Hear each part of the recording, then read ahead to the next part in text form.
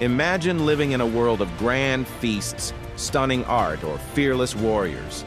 That's what life was like for two amazing civilizations, the Etruscans. They lived in central Italy around 800 BCE and were incredible architects. They built grand cities with sophisticated drainage systems and temples that inspired Roman design.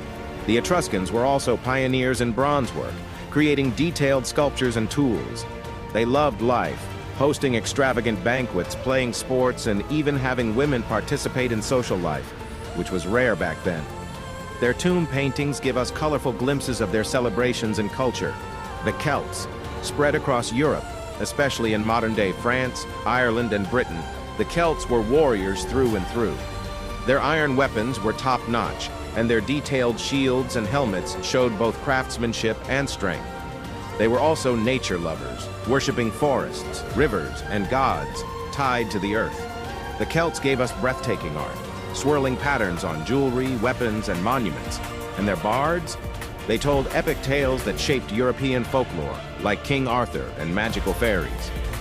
The Etruscans were all about urban culture, art, and social harmony, while the Celts celebrated bravery, nature, and storytelling.